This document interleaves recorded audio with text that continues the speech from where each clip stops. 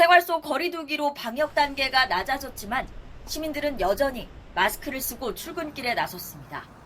긴장감을 유지하면서도 속마음은 한결 편해졌습니다.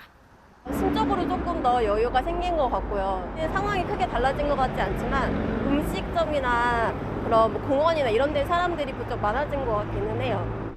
조심스럽게 나들이나 국내 여행을 계획하는 사람도 느는 분위기입니다. 지금 해외여행 아직은 갈 수가 없는 상황이니까 국내 여행을 많이 계획을 하고 있고요. 마스크는 완전 종식이 될 때까지는 계속 써야 된다고 생각하고 있습니다. 사회적 거리두기 지침에 따라 2달 넘게 휴관했던 박물관과 미술관도 다시 문을 열었습니다. 국립문화예술기관 24곳이 재개관했는데 사전 예약제를 시행해 생활 속 거리두기 수칙을 지키면서 관람할 수 있게 한 곳도 있습니다. 관람을 원하시는 분들은 미술관 홈페이지에서 원하시는 날짜, 시간대를 먼저 예약하고 오시면 됩니다.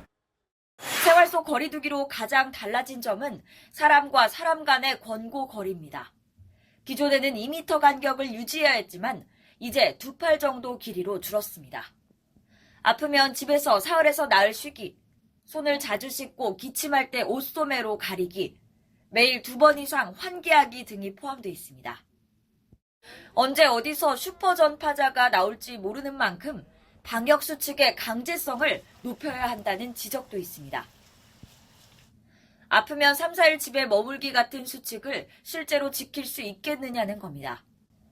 정부는 국회 논의를 거쳐 일부 수칙을 법제화하는 방안을 검토하고 있습니다.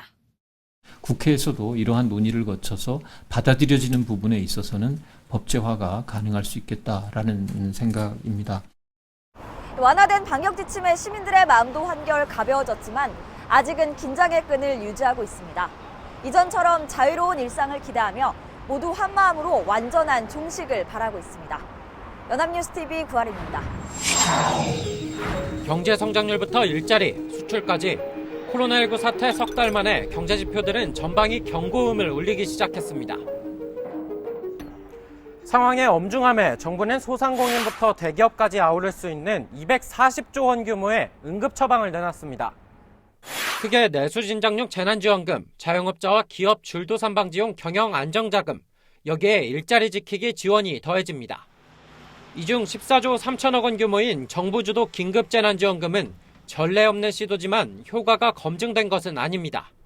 재정 상수가 지금 이전 지출 경우에는 한 0.3 정도를 생각을 하고 있습니다. 그래서 10조를 예를 들어서 썼으면은 그 경기 부양 효과는 한 3조 정도. 그런 면에서 경기 부양 효과는 아주 크지 않을 수.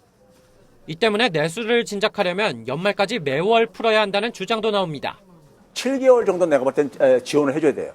7개월 지원했을 때 계산을 해보게 되면은 GDP 대비 한 5%쯤 해결되죠.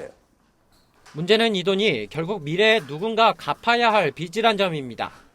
재난지원금이 들어간 2차 추가 경정 예산까지만 해도 국가 채무 비율은 41%를 넘습니다. 빚의 증가 속도가 한 번이 아니라 몇 년 동안 계속 올라가거나 하면 이제 못 갚을 가능성을 생각하게 되는 거고요. 정보통신기술 기반 차세대 산업 육성으로 일자리 창출과 도약을 동시에 이뤄낼 한국판 뉴딜도 세부 설계 중입니다. 하지만 낙관할 수만은 없습니다. 코로나 사태가 아니라도 일자리 감소는 이미 예고된 상태였고 4차 산업혁명 도래로 인해 가지고 일자리 대참사를 얘기를 하고 있었단 말이에요. 이게 코로나19로 이게 그냥 더 현실화되고 있는 거예요. 일자리를 잃은 사람들이 하루아침에 첨단 업종으로 전직하기 힘든 탓입니다. IT를 우리가 지원하는 건 상당히 좋은데 해고된 노동자들을 어떻게 하면 더 새로운 산업으로 연결시켜 줄지에 대해서 많이 생각을 해요. 전문가들은 이번 위기 경험을 토대로 기본소득이나 전국민 고용보험 도입도 고려할 때라고 조언했습니다. 연합뉴스TV 서영석입니다. 2020학년도 신학기 개학일을 일주일 연기하겠습니다.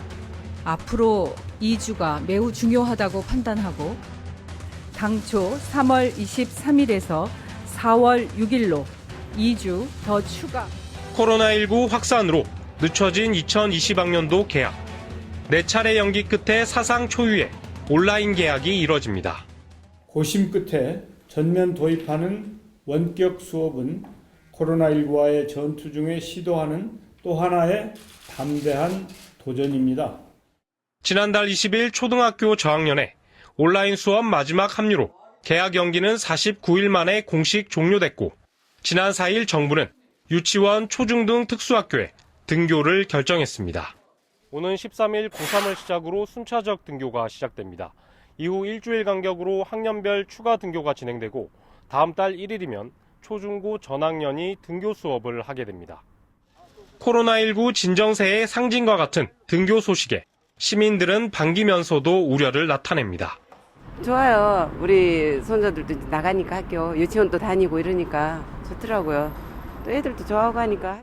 애들이 그 뭐 안전거리 같은 거 이런 걸 잘 좀 유지하고 지켜주면 좋은데 애들이 또 그렇게 되나? 하지만 정부는 만일의 집단 감염 등 가능성에 대비해 대책을 꺼내놨습니다. 우선 등교하더라도 떨어져 앉고 점심시간도 차이를 둬 접촉을 최소화하도록 했습니다.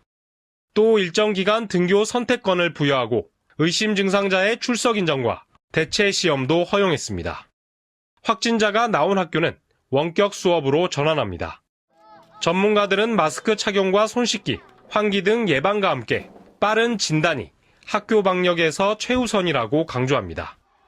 초기에 빨리 발견해야 된다. 기침하거나 재채기 하거나 얼굴이 좀 뻘겋거나 컨디션이 안 좋거나 아이들이 얘기를 잘 못할 수 있잖아요. 아주 어린 애들은.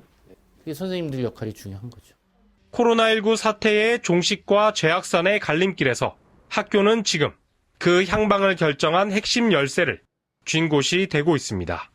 연합뉴스TV 김경목입니다.